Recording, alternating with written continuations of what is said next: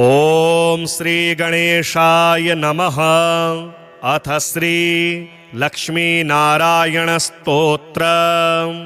सत्यव्रत क्षेत्र ललाम भूतो बाहासरित्तीर विराजमानः।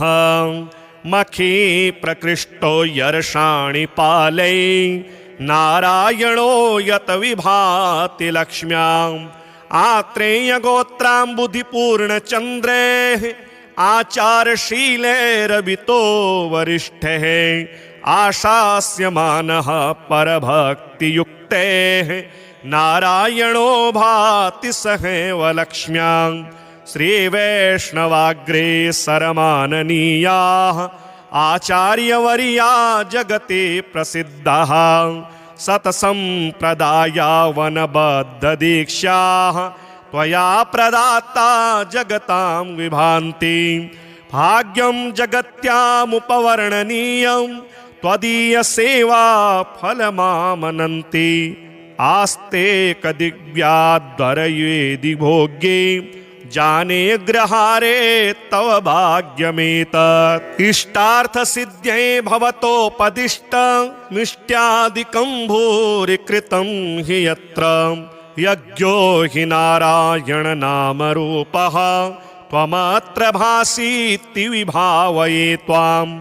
आत्रेय गोत्रैकजनी प्रकृष्टः द्विजत्वं प्रतिपद्यमानाः।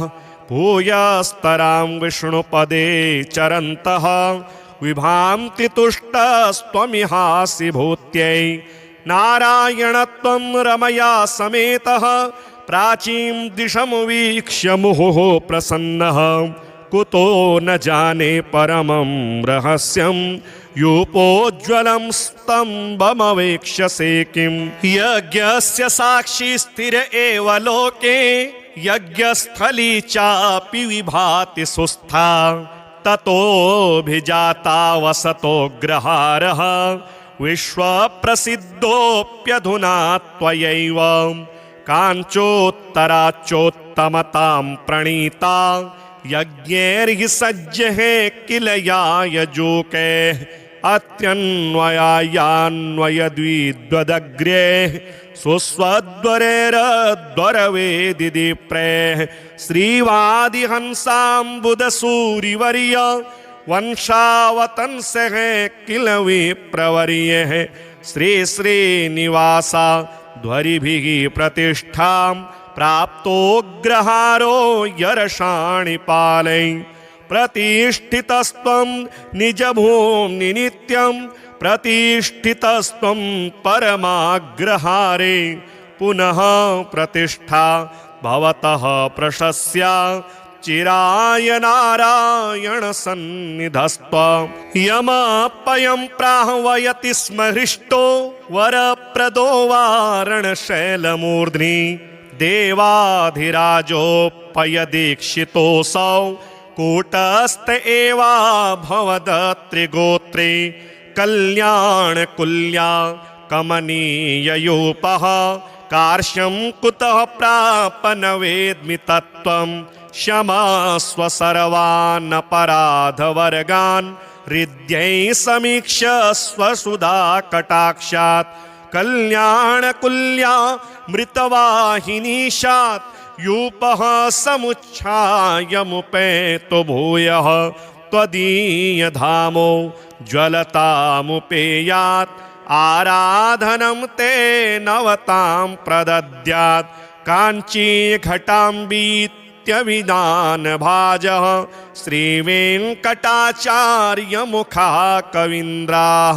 यत्सन्निधानात् अतुलां प्रतिष्ठां सम्प्राप्य नारायण संविभासि। दभ्रेतरे धामनिवर्धमानो दभ्रं परमधाम समाश्रितोऽसि। अदभ्रदृष्ट्या स्वयमेधमानः भद्राणि नारायण संविधेयः।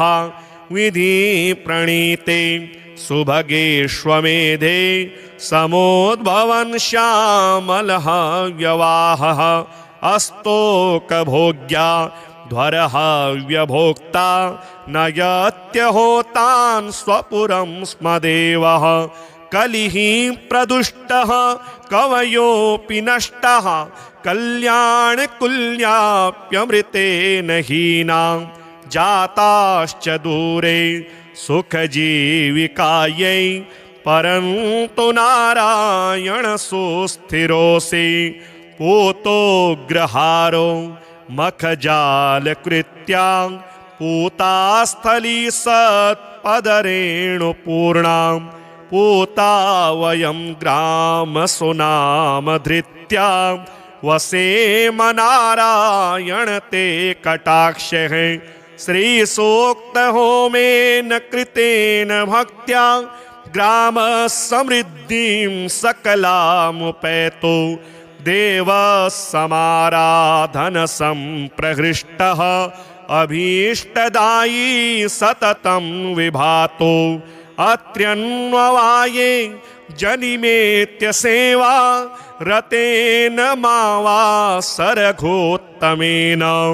भक्त्या कृतं स्तोत्रमिदं पठन्तः लक्ष्मीकटाक्षेण विभान्तु लोके लक्ष्मीनारायणं देवं मन्दिरं नूतननिर्मितं रक्षितां यागशालां च दृष्ट्वा तुष्टिं भजेमहि सत्यव्रतक्षेत्रललामभूतो बाहासरित्तीरविराजमानः मखी प्रकृष्टो यर्षाणि पालै नारायणो यत विभाति लक्ष्म्याम् आत्रेयगोत्राम्बुधिपूर्णचन्द्रेः आचारशीलैरवितो वरिष्ठः आशास्यमानः परभक्तियुक्तेः नारायणो भाति सहैव लक्ष्म्यां श्रीवैष्णवाग्रे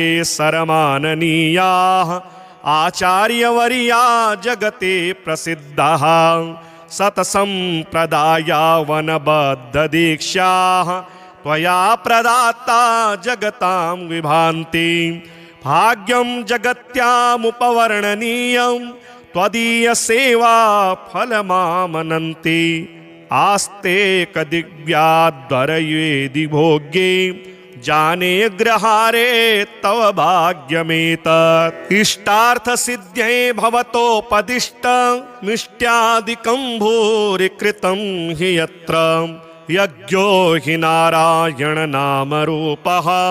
त्वमत्र भासीति विभावये त्वाम् आत्रेयगोत्रैकजनि प्रकृष्टः द्विजत्वं प्रतिपद्यमानाः भूयस्तरां विष्णुपदे चरन्तः विभान्ति तुष्टस्त्वमिहासि भूत्यै नारायणत्वं रमया समेतः प्राचीं दिशमुवीक्ष्य मुहुः प्रसन्नः कुतो न जाने परमं रहस्यं यूपोज्ज्वलं स्तम्भमवेक्ष्यसे किं यज्ञस्य साक्षी स्थिर एव लोके यज्ञस्थली चापि विभाति सुस्था ततोऽभिजाता वसतोऽग्रहारः विश्वप्रसिद्धोऽप्यधुना त्वयैव काञ्चोत्तराच्चोत्तमतां प्रणीता यज्ञैर्हि सज्जः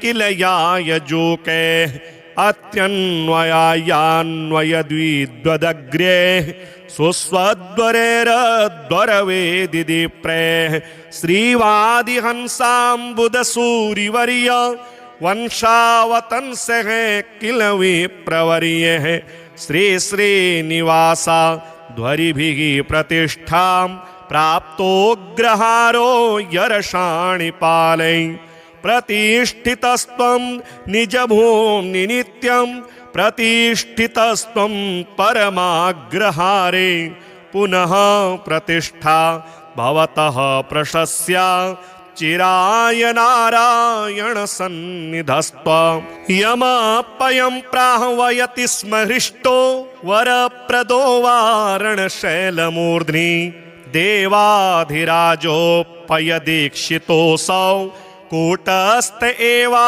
भवदत्रिगोत्रे कल्याणकुल्या कमनीययूपः कार्श्यं कुतः प्राप न वेद्मि तत्त्वं क्षमस्व सर्वानपराधवर्गान् हृद्यै समीक्ष्य स्वसुधा कटाक्षात् कल्याणकुल्या मृतवाहिनीशात् यूपः समुच्छायमुपेतो भूयः त्वदीयधामो ज्वलतामुपेयात् आराधनं ते नवतां प्रदद्यात् काञ्ची घटाम्बीत्यविदानभाजः श्रीवेङ्कटाचार्यमुखाः कवीन्द्राः यत्सन्निधानात् अतुलां प्रतिष्ठां सम्प्राप्य नारायण संविभासि दब्रेतरे धामनिवर्धमानो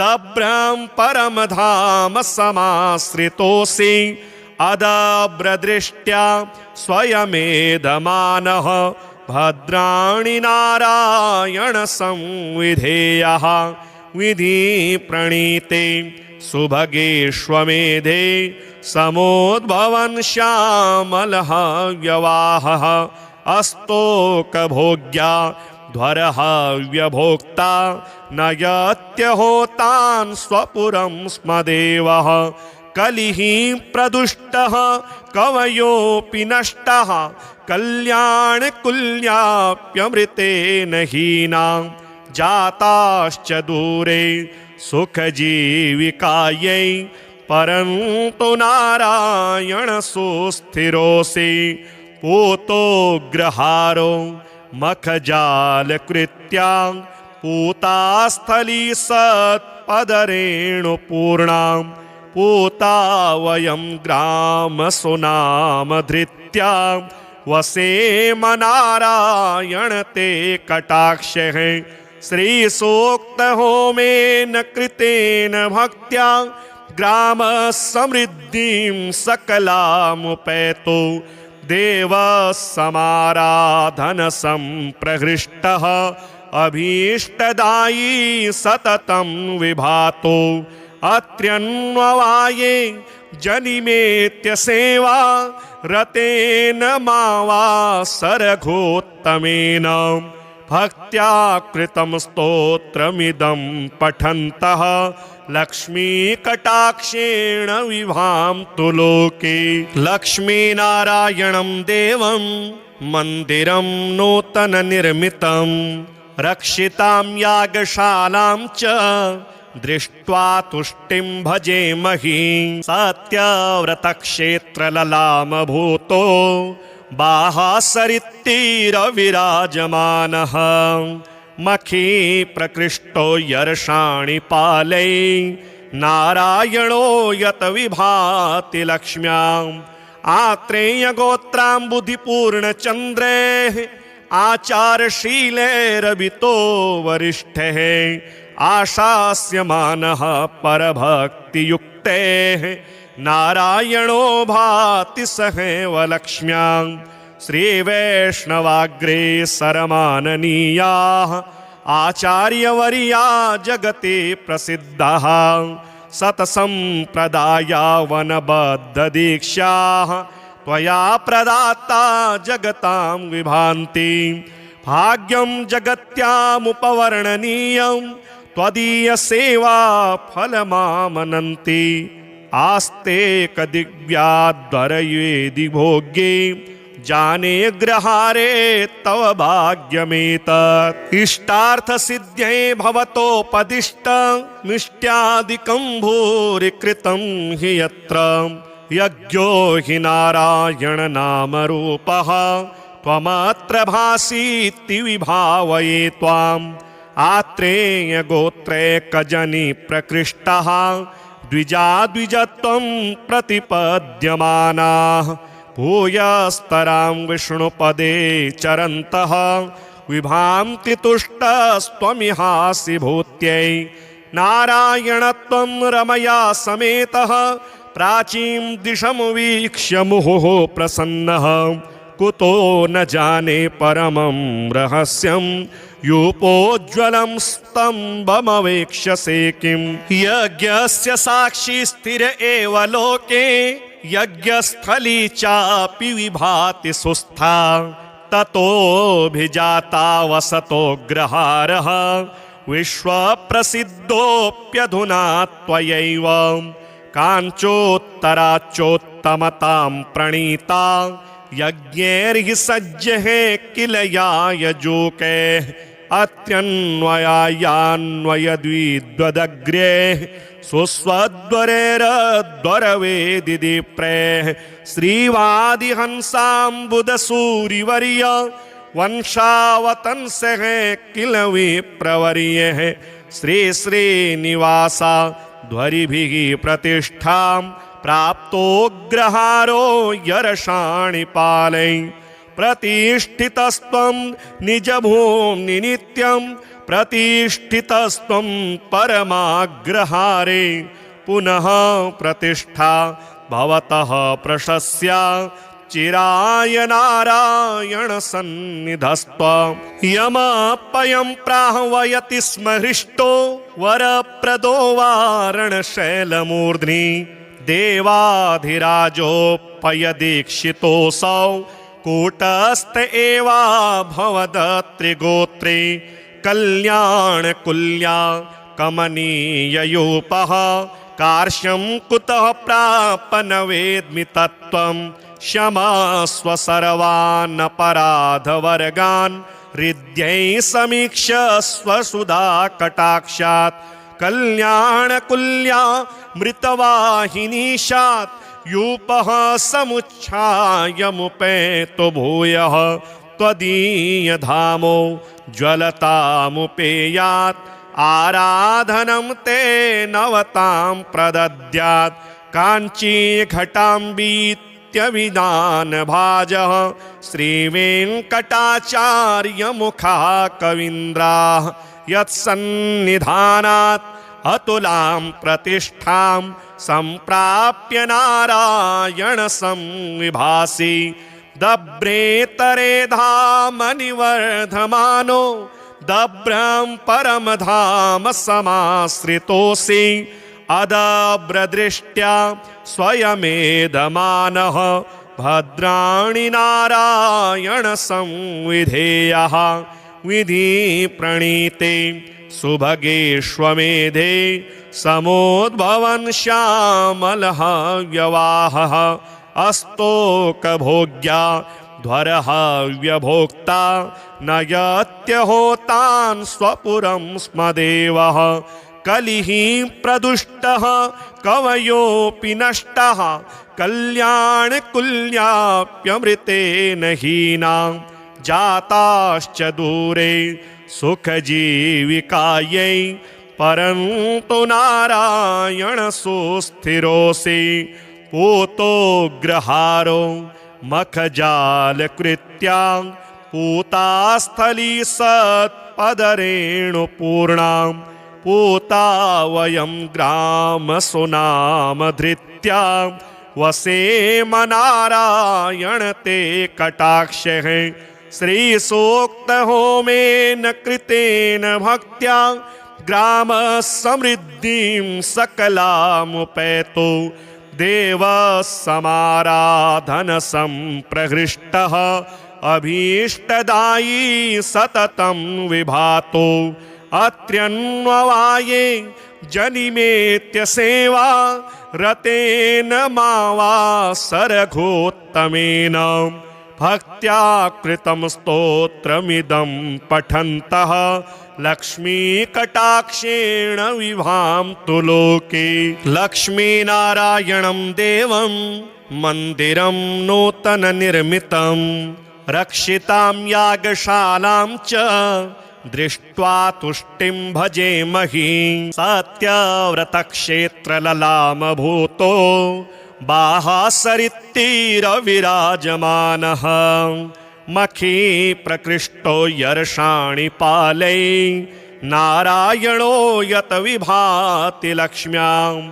आत्रेयगोत्राम्बुधिपूर्णचन्द्रे आचारशीलैरवितो वरिष्ठः आशास्यमानः परभक्तियुक्तैः नारायणो भाति सहैव लक्ष्म्यां श्रीवैष्णवाग्रेसरमाननीयाः आचार्यवर्या जगति प्रसिद्धाः सतसम्प्रदाया वनबद्धदीक्षाः त्वया प्रदाता जगतां विभान्ति भाग्यं जगत्यामुपवर्णनीयं त्वदीयसेवा फलमामनन्ति आस्ते कदिव्याद्वरयेदि भोग्ये जाने ग्रहारे तव भाग्यमेतत् इष्टार्थसिद्ध्यै भवतोपदिष्टमिष्ट्यादिकं भूरि कृतं हि यत्र यज्ञो हि नारायणनामरूपः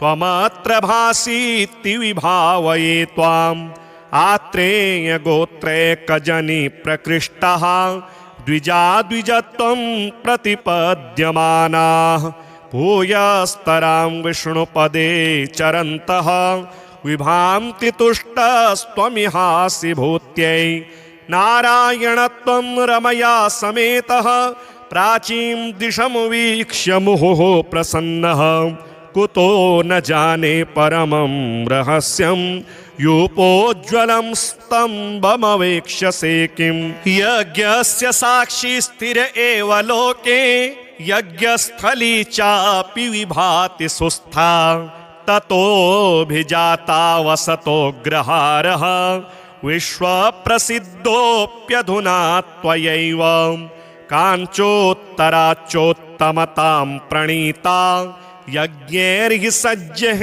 किल यायजूकैः अत्यन्वयायान्वयद्विद्वदग्र्यैः सुस्वद्वरेरद्वरवेदिदीप्रैः श्रीवादिहंसाम्बुदसूरिवर्य वंशावतंसः किल विप्रवर्यः श्रीश्रीनिवासा ध्वरिभिः प्रतिष्ठां प्राप्तोऽग्रहारो यर्षाणिपालै प्रतिष्ठितस्त्वं निजभूम्नि नित्यं प्रतिष्ठितस्त्वं परमाग्रहारे पुनः प्रतिष्ठा भवतः प्रशस्या चिराय नारायण सन्निधस्त्वं यमपयं प्राह्वयति स्म हृष्टो वरप्रदो वारणशैलमूर्ध्नि देवाधिराजोपयदीक्षितोऽसौ कूटस्थ एवा भवदत्रिगोत्रे कल्याणकुल्या कमनीययूपः कार्श्यं कुतः प्रापन वेद्मि तत्त्वं क्षमस्व सर्वानपराधवर्गान् हृद्यै समीक्ष्य स्वसुधा कटाक्षात् कल्याणकुल्या मृतवाहिनीशात् यूपः समुच्छायमुपेतो भूयः त्वदीयधामो ज्वलतामुपेयात् आराधनं ते नवतां प्रदद्यात् काञ्चीघटाम्बीत्यभिधानभाजः श्रीवेङ्कटाचार्यमुखः कवीन्द्राः यत्सन्निधानात् अतुलां प्रतिष्ठां सम्प्राप्य नारायण संविभासि दभ्रेतरे धामनिवर्धमानो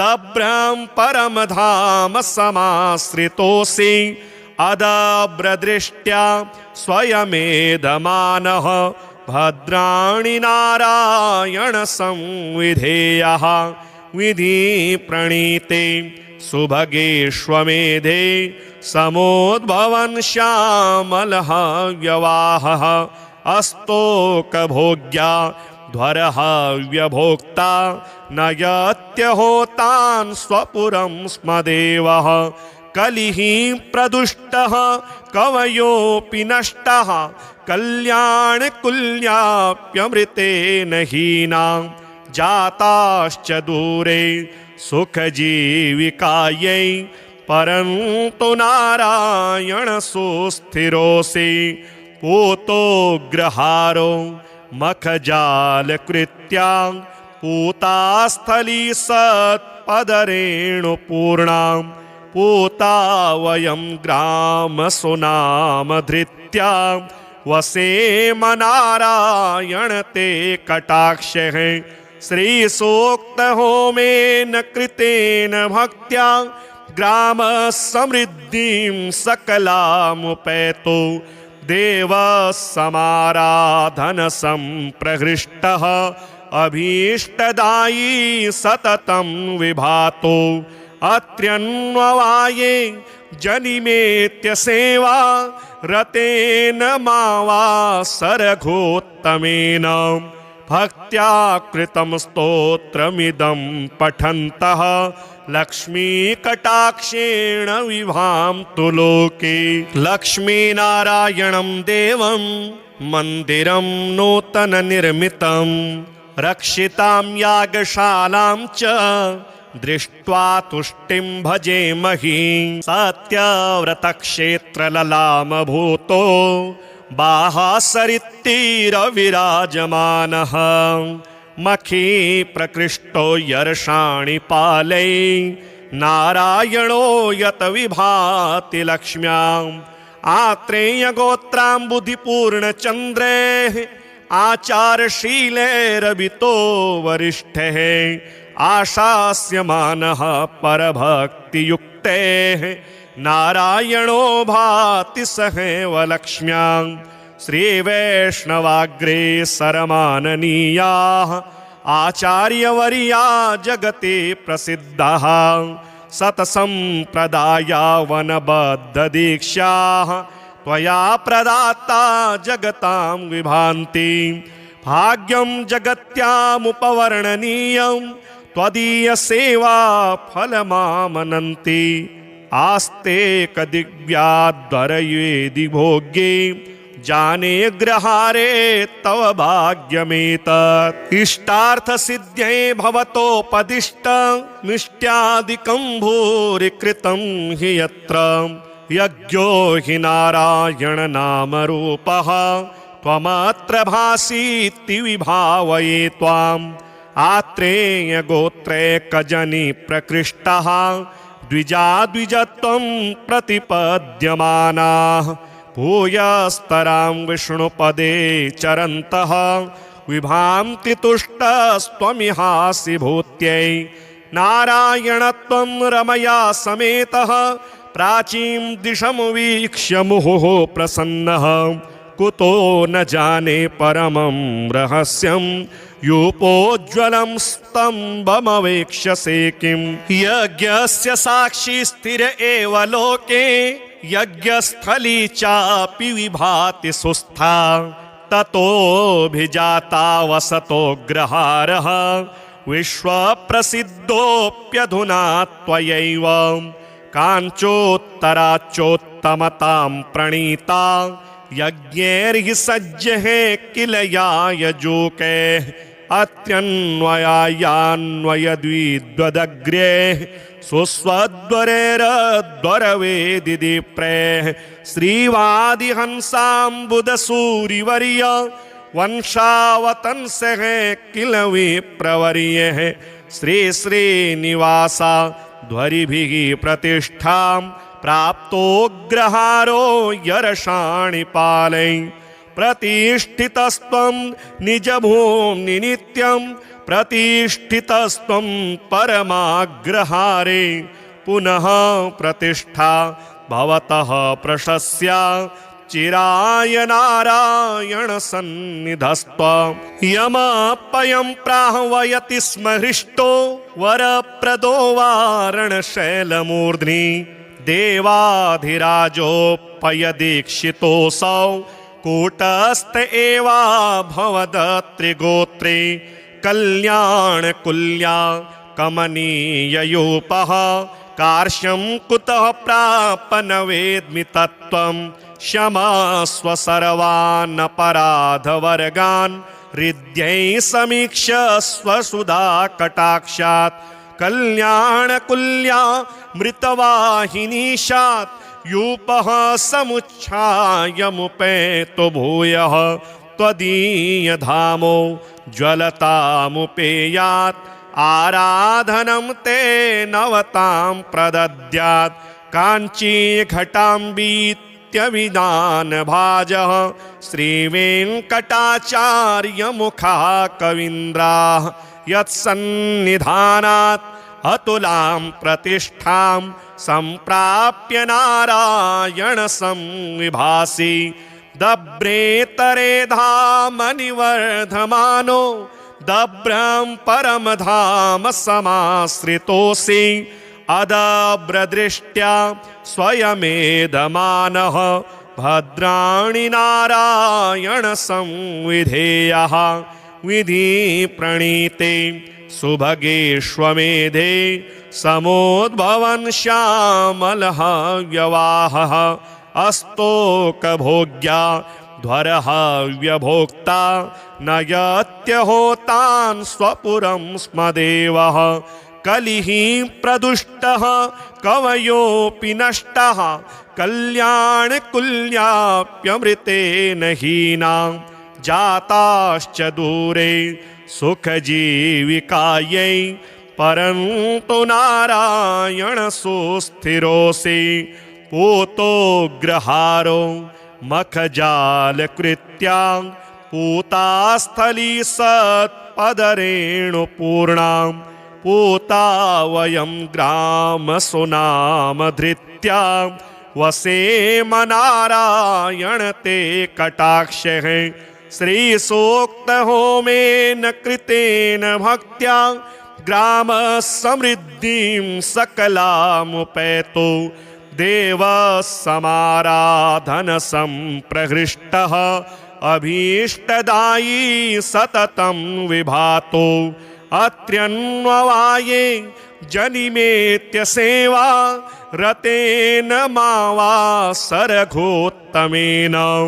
भक्त्या कृतं स्तोत्रमिदं पठन्तः लक्ष्मीकटाक्षेण विभान्तु लोके लक्ष्मीनारायणं देवं मन्दिरं नूतननिर्मितं रक्षितां यागशालां च दृष्ट्वा तुष्टिं भजेमहि सत्यव्रतक्षेत्रललामभूतो बाहासरित्तीरविराजमानः मखी प्रकृष्टो यर्षाणि पालै नारायणो यत विभाति लक्ष्म्याम् आत्रेयगोत्राम्बुधिपूर्णचन्द्रेः आचारशीलैरभितो वरिष्ठः आशास्यमानः परभक्तियुक्तेः नारायणो भाति सहैव लक्ष्म्यां श्रीवैष्णवाग्रे सरमाननीयाः आचार्यवर्या जगति प्रसिद्धाः सतसम्प्रदाया वनबद्धदीक्षाः त्वया प्रदाता जगतां विभान्ति भाग्यं जगत्यामुपवर्णनीयं त्वदीयसेवा फलमामनन्ति आस्ते कदिव्याद्वरयेदि भोग्ये जाने ग्रहारे तव भाग्यमेतत् इष्टार्थसिद्ध्यै भवतोपदिष्ट मिष्ट्यादिकं भूरि कृतं हि यत्र यज्ञो हि नारायण नामरूपः त्वमत्र भासीति विभावये त्वाम् आत्रेयगोत्रैकजनि प्रकृष्टः द्विजत्वं प्रतिपद्यमानाः भूयस्तरां विष्णुपदे चरन्तः विभान्ति तुष्टस्त्वमिहासि भूत्यै नारायणत्वं रमया समेतः प्राचीं दिशमुवीक्ष्य मुहुः प्रसन्नः कुतो न जाने परमं रहस्यं यूपोज्ज्वलं स्तम्भमवेक्ष्यसे किं यज्ञस्य साक्षी स्थिर एव लोके यज्ञस्थली चापि विभाति सुस्था ततोऽभिजाता वसतोऽग्रहारः विश्वप्रसिद्धोऽप्यधुना त्वयैव काञ्चोत्तराच्चोत्तमतां प्रणीता यज्ञैर्हि सज्जः किल यायजूकैः अत्यन्वयान्वयद्विद्वदग्रे सुस्वद्वरेरद्वरवेदिप्रे श्रीवादिहंसाम्बुदसूरिवर्य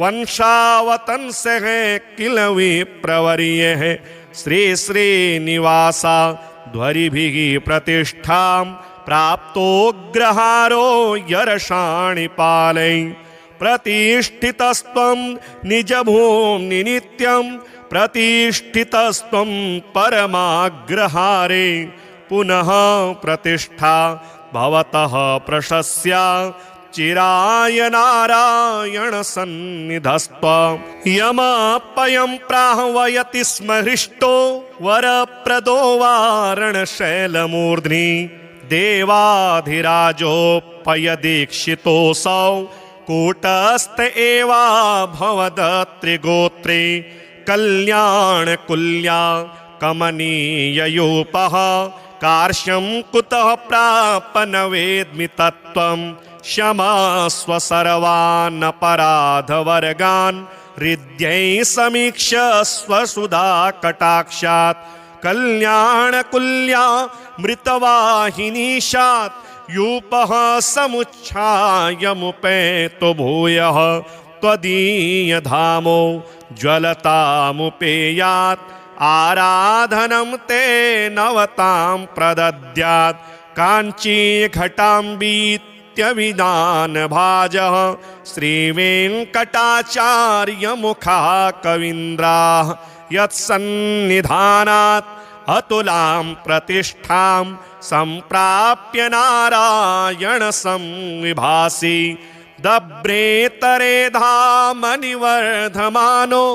दभ्रं परमधाम समाश्रितोऽसि अदभ्रदृष्ट्या स्वयमेधमानः भद्राणि नारायण संविधेयः विधि प्रणीते सुभगेष्वमेधे समोद्भवन् श्यामलः व्यवाहः अस्तोकभोग्या ध्वरः व्यभोक्ता नयत्यहोतान् स्वपुरं स्म देवः कलिः प्रदुष्टः कवयोऽपि नष्टः कल्याणकुल्याप्यमृतेन हीनां जाताश्च दूरे सुखजीविकायै परन्तु नारायण सुस्थिरोऽसि पूतोऽग्रहारो मखजालकृत्या पूतास्थली सत्पदरेणुपूर्णां पूता वयं ग्रामसुनामधृत्या वसेम नारायण ते कटाक्षः श्रीसूक्तहोमेन कृतेन भक्त्या ग्रामसमृद्धिं सकलामुपैतो देवसमाराधनसम्प्रहृष्टः अभीष्टदायी सततं विभातो अत्र्यन्ववाये जनिमेत्य सेवा रतेन मावासरघोत्तमेन भक्त्या कृतं स्तोत्रमिदं पठन्तः लक्ष्मीकटाक्षेण विभान्तु लोके लक्ष्मीनारायणं देवं मन्दिरं नूतननिर्मितं रक्षितां यागशालां च दृष्ट्वा तुष्टिं भजेमहि सत्यव्रतक्षेत्रललामभूतो बाहासरित्तीरविराजमानः मखी प्रकृष्टो यर्षाणि पालै नारायणो यत विभाति लक्ष्म्याम् आत्रेयगोत्राम्बुधिपूर्णचन्द्रेः आचारशीलैरभितो वरिष्ठः आशास्यमानः परभक्तियुक्तेः नारायणो भाति सहैव लक्ष्म्यां श्रीवैष्णवाग्रे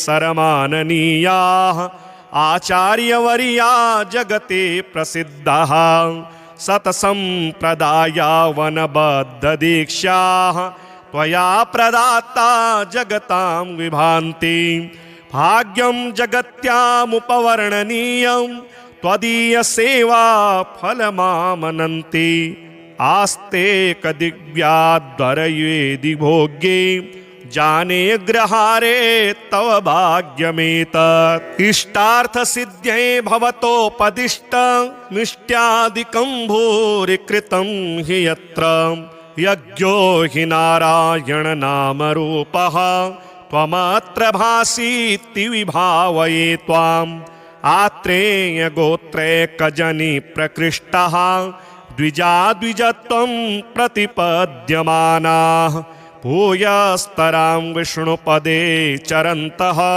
विभान्ति तुष्टस्त्वमिहासि भूत्यै नारायणत्वं रमया समेतः प्राचीं दिशमुवीक्ष्य मुहुः प्रसन्नः कुतो न जाने परमं रहस्यं यूपोज्ज्वलं स्तम्भमवेक्ष्यसे किं यज्ञस्य साक्षी स्थिर एव लोके यज्ञस्थली चापि विभाति सुस्था ततोऽभिजाता वसतोऽग्रहारः विश्वप्रसिद्धोऽप्यधुना त्वयैव काञ्चोत्तराच्चोत्तमतां प्रणीता यज्ञैर्हि सज्जः किल यायजूके अत्यन्वयान्वयद्विद्वदग्रे सुस्वद्वरेरद्वरवेदिदीप्रे श्रीवादिहंसाम्बुदसूरिवर्य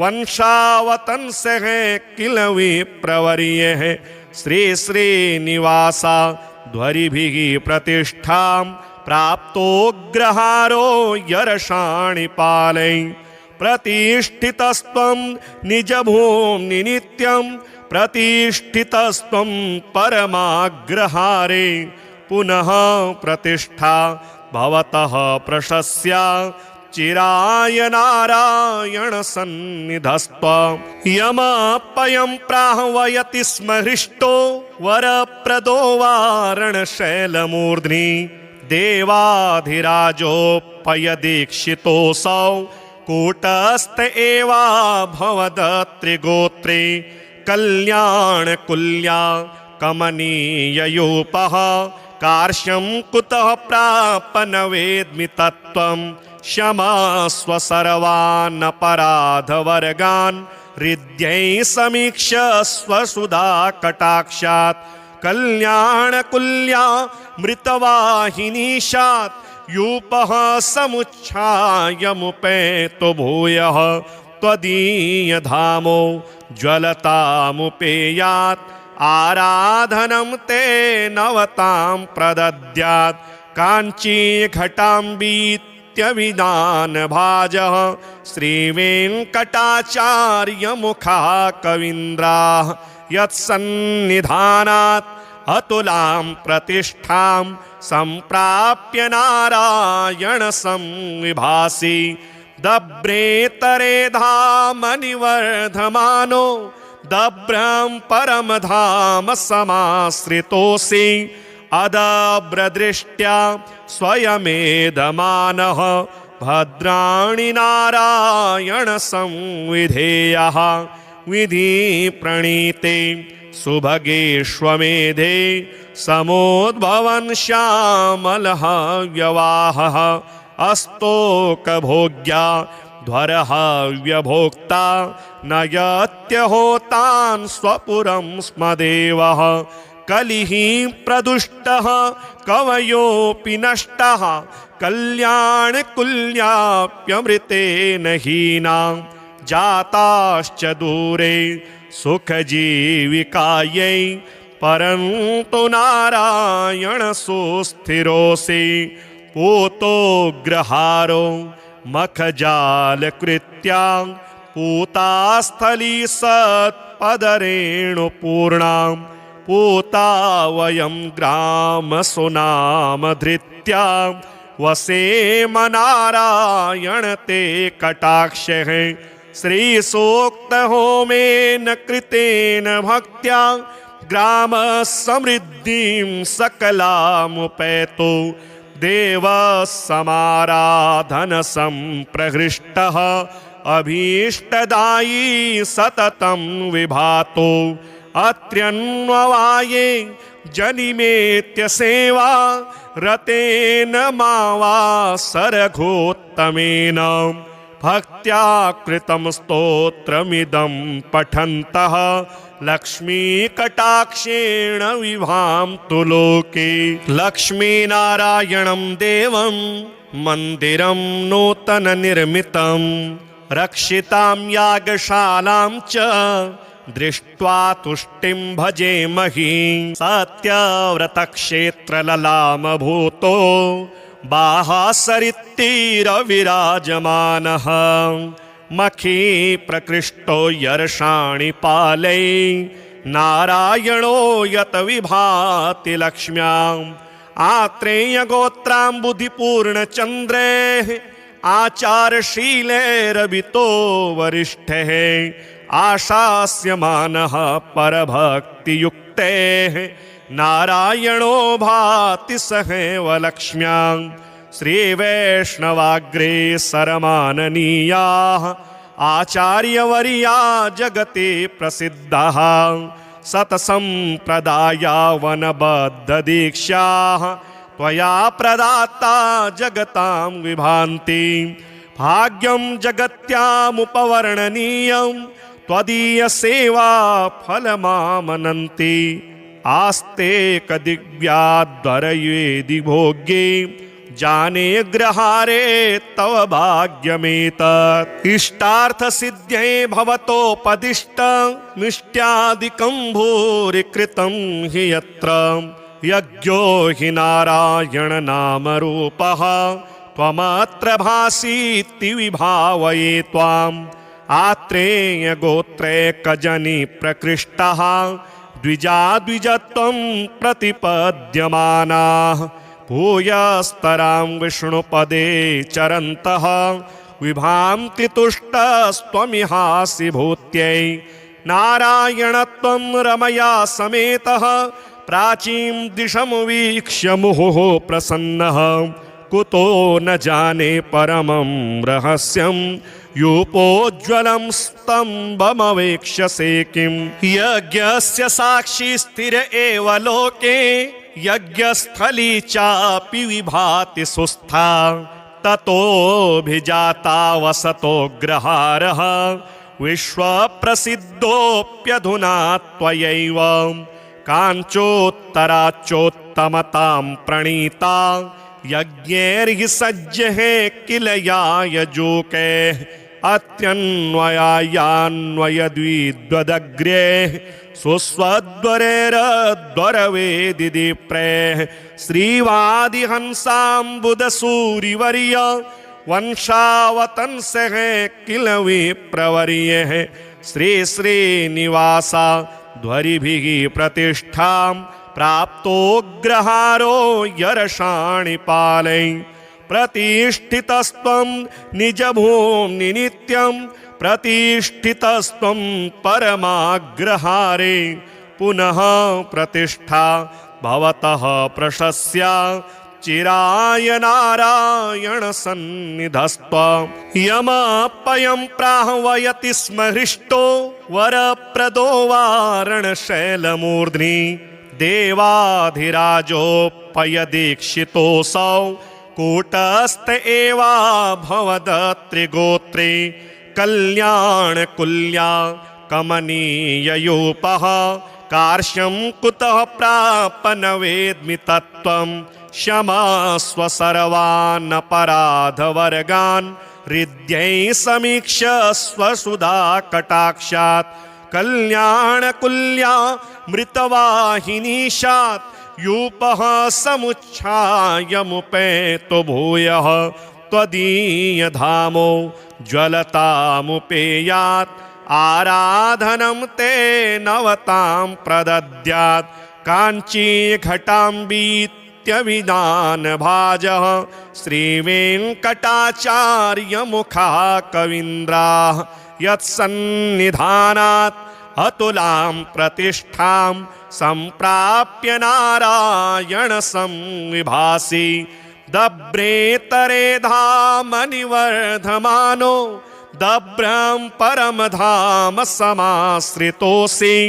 अदब्रदृष्ट्या स्वयमेधमानः भद्राणि नारायण संविधेयः विधि प्रणीते सुभगेष्वमेधे समोद्भवन् श्यामलः व्यवाहः अस्तोकभोग्या ध्वरः व्यभोक्ता नयत्यहोतान् स्वपुरं स्म देवः कलिः प्रदुष्टः कवयोऽपि नष्टः कल्याणकुल्याप्यमृतेन हीनां जाताश्च दूरे सुखजीविकायै परन्तु नारायण सुस्थिरोऽसि पूतोग्रहारो मखजालकृत्या पूतास्थली सत्पदरेणुपूर्णां पूता वयं ग्रामसुनामधृत्या